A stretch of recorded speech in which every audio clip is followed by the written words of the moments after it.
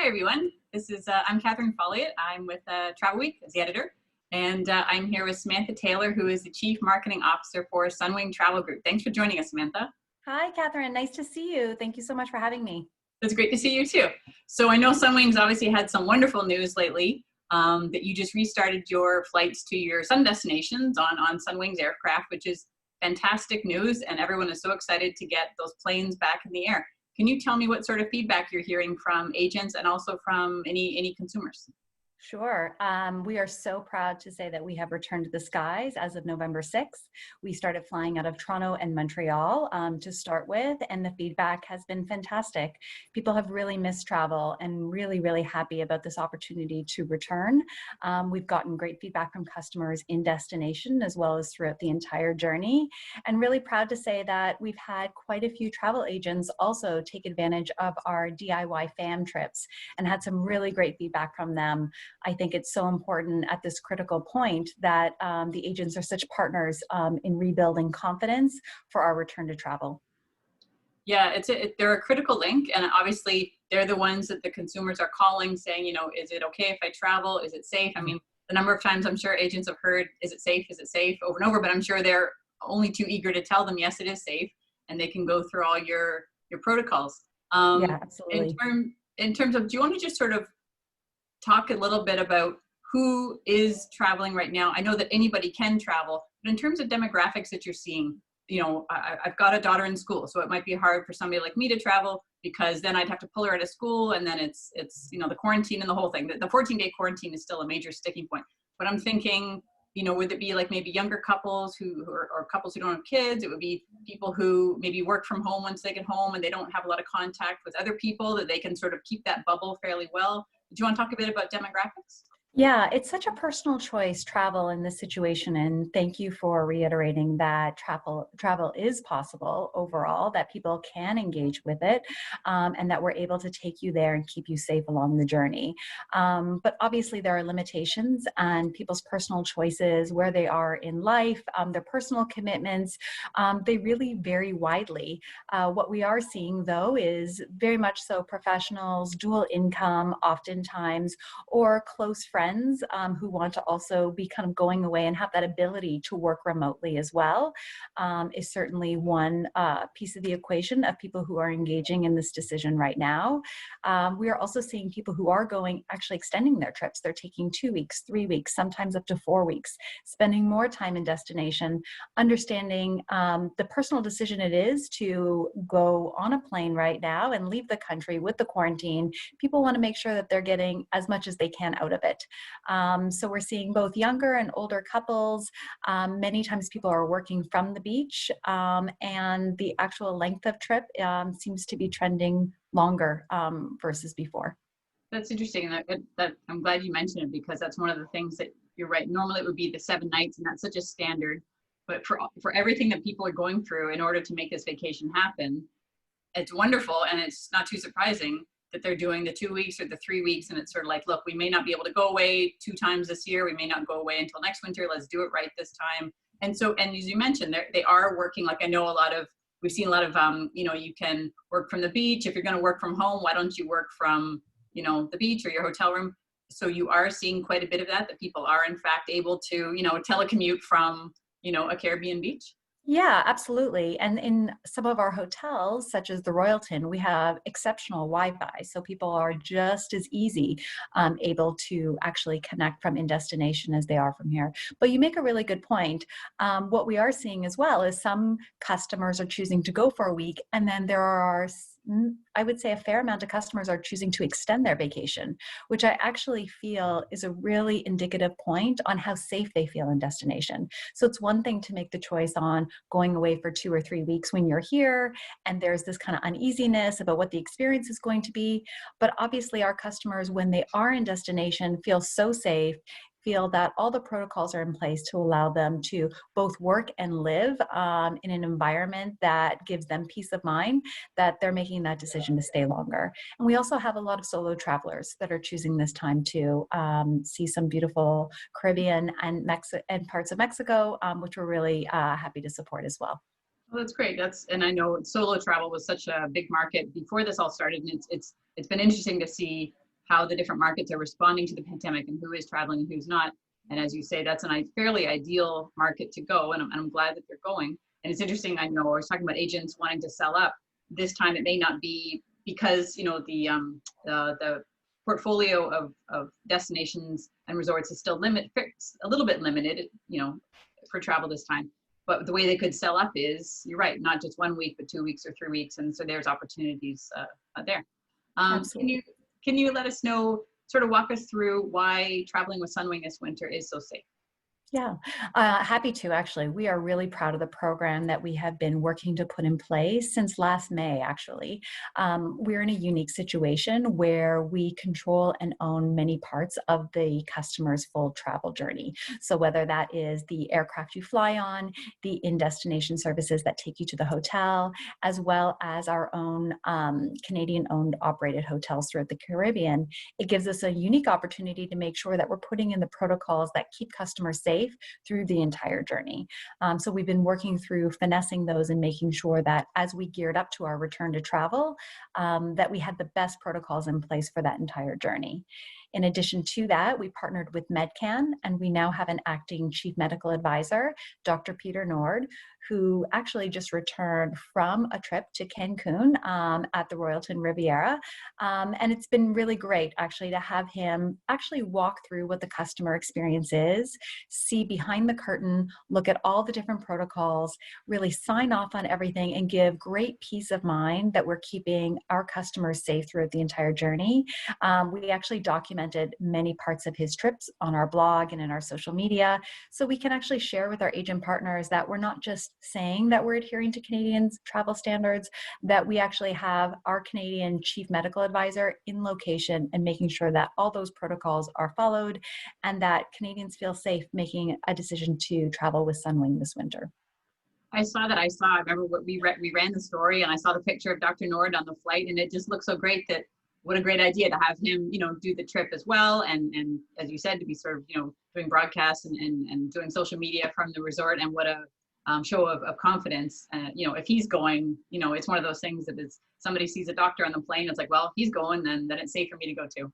And he had a wonderful experience. I would love to have him actually catch up with you at some point in the future, because we could not have asked for him to have a better experience. He felt incredibly engaged in the process, and we put him to work for sure. Those 7 days, it was a little bit of sun, yes, but it was mostly work. We wanted to make sure that we got as much as possible out of it, and that we were living true to that promise. We've made the promise to the customer that they will be safe with Sunwing, and we wanted to make sure that we put our money where our mouth is, and that every step of the way was really looked at with a fine-tooth comb to make sure we were delivering on that. Oh, that's amazing. Okay, that's great.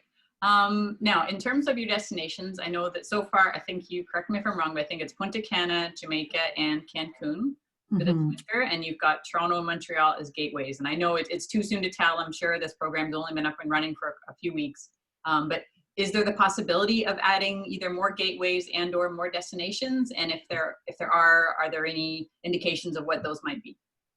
So we are always looking at where customer demand is and hoping to get ourselves back in business in as many gateways as possible.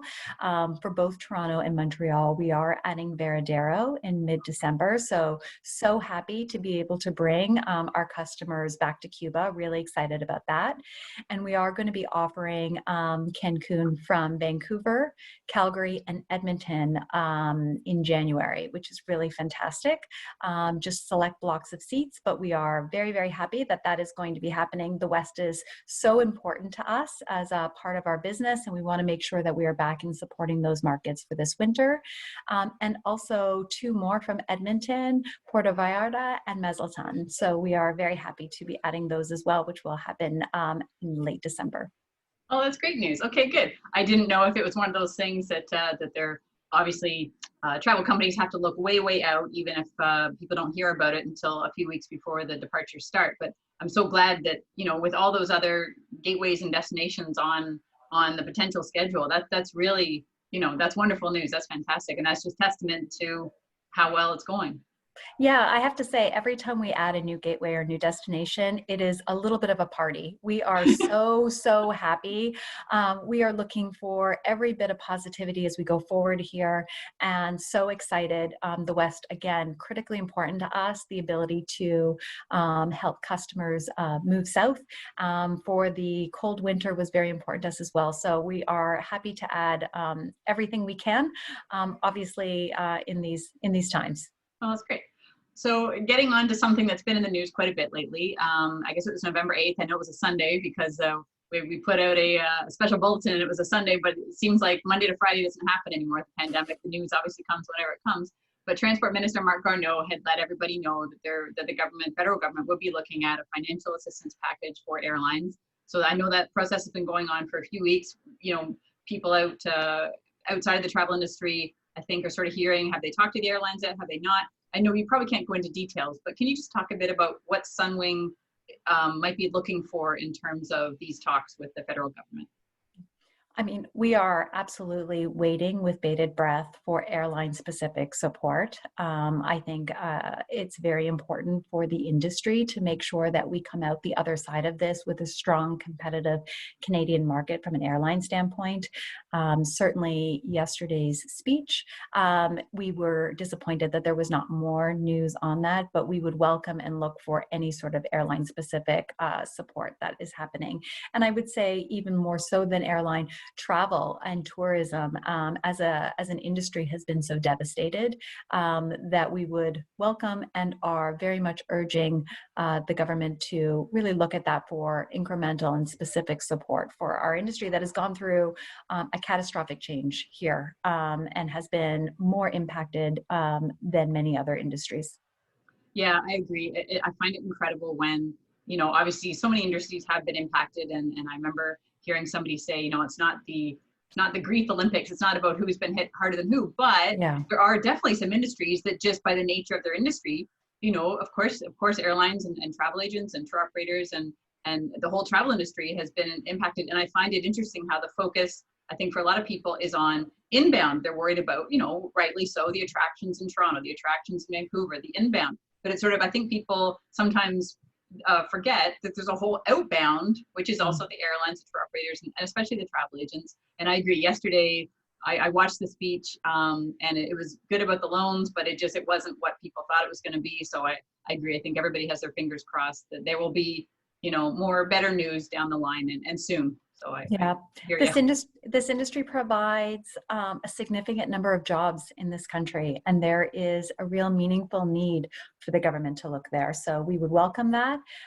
We are looking to take advantage of any of the programs that have been put in place. Obviously critical for us, but again, we are waiting with bated breath for some real aviation support in particular. Okay, agreed. Just a couple more questions.